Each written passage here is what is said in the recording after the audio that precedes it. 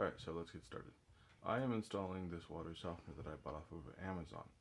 Now, it comes with pretty much all the part. It comes with the resin tank and the brine tank, as well as the bypass valve included. So that means that I just have to plumb it in and then I'm done. So I don't have to worry about extra ball valves, bypass valves, everything else. Now, I'm going to be using a crimp PEX tool, not the clamp one, but the crimp one. I'll show you that in a minute. And I will be installing the bypass valve on the resin tank itself, and then connecting that to the brine tank and so forth. And then my drain is a few feet to the side, so I'm going to show you how I'm going to do the drain. Here is the resin tank, here's the brine tank, and then you'll notice that I've got parts strewn about and some salt I got from Costco.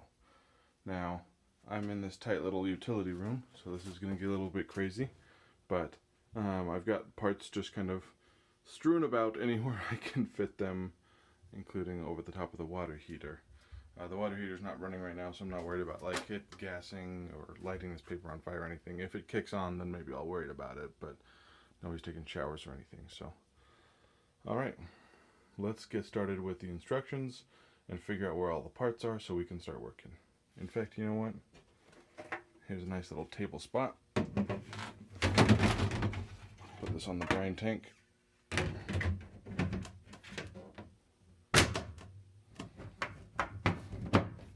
I'm going to use that as my work table. Okay, so on page 7 here it says locate the master O-ring from parts bag B and lightly coat with silicone lubricant. Insert into the bottom of the control valve as shown below. Now, one thing that's kind of curious to me is this has a little, what looks like a net pot on the bottom.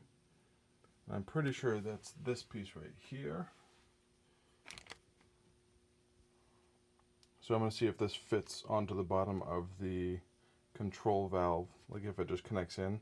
It doesn't actually say to do it, but again, it's pictured here, so what the heck?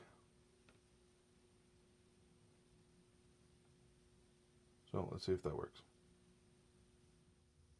Alright, here's the tier 1 control valve, as it says here. So I'm going to turn it around.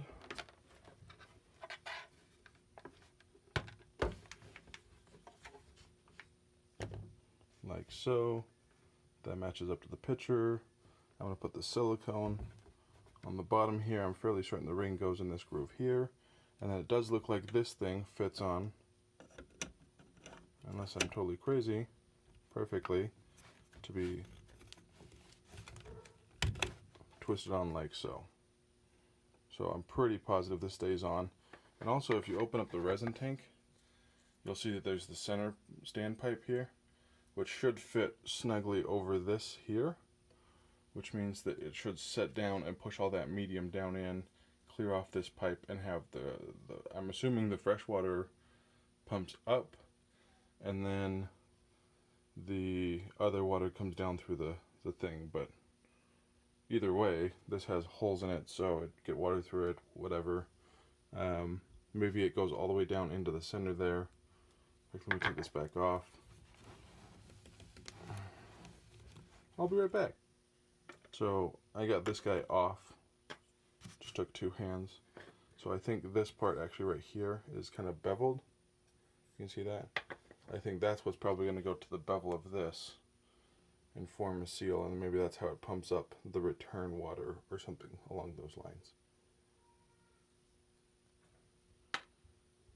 So let's get to assembling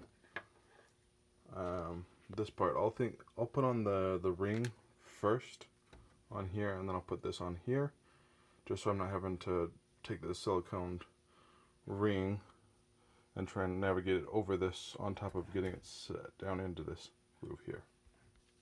So this compound, 111 compound, is the only thing that comes with it outside of the water test kit in this big bag. So parts bag A and parts bag B are both in a larger bag, and then there's also a water test kit back here. You can kind of see the edge of the card here. They both are both in the same bag. So that tells me that don't think of this big bag as parts A or parts B bag. It's just holding both bags. So, again, this is the only type of lubricant or silicate. It says dimethyl silazane. Anyway, this is the only thing that even looks like a lubricant in the entire 2 boxes. So I'm going to assume this is the lubricant. I'm going to get it on here. Okay, got the ring out. Time to put that. Okay, now I tore off the top of this thing. Pretty easy. It looks like it's coming out the side here instead of out of the center like I expected it to. So there's a little thing on the side. I rolled it up like a toothpaste. See if I can get this to squeeze out here. Yeah, there we go. See, it's starting to come out right there. I'll apply a little bit to this guy. I'm sure I'm not going to use the whole thing because there's a lot here.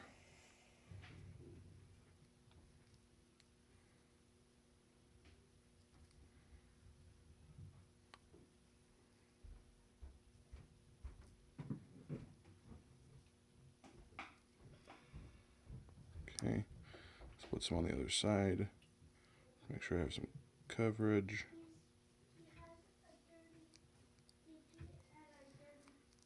Okay.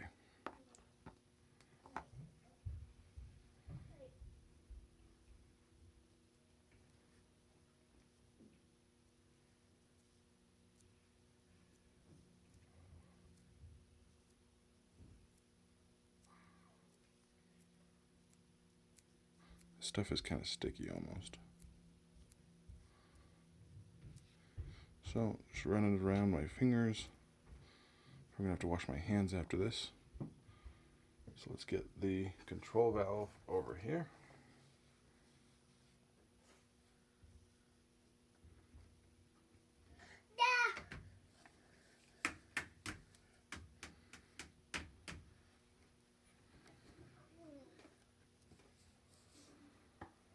There we go, and let's get the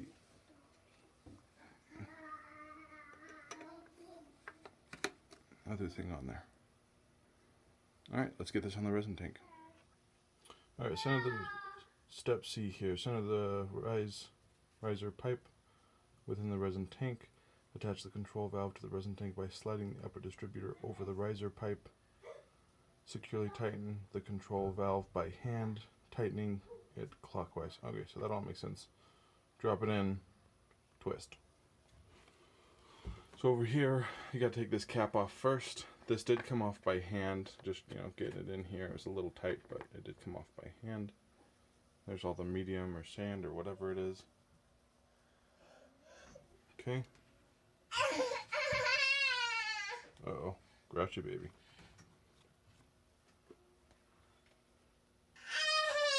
Okay. And then we're just going to twist this guy on. It's kind of holding itself, like I'm not even, right, I'm just doing this.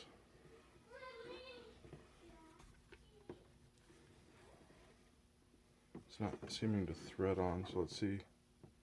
That's clockwise. I need to push down or something. Yeah, so it looks like you have to push down a little bit to get it started. And then it's going to go by itself after that.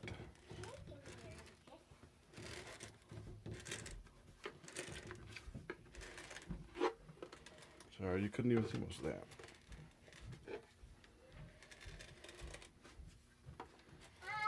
It says just go to hand tight. I think that's probably good. As you can see, it's pretty well threaded down onto there. So it looks pretty good to me. By the way, I did have to wash my hands like 4 times to get that stupid crap off, so use gloves if you have them. Alright, next, if you are installing the split bypass valve, go to step 3, which we are. So we're going to skip to step 3. My book got demolished. So, here we go. Page 8, step 3. Let me pause it here for a second so you guys can read through this while I figure out what to do and get the parts together, and then I'll be back.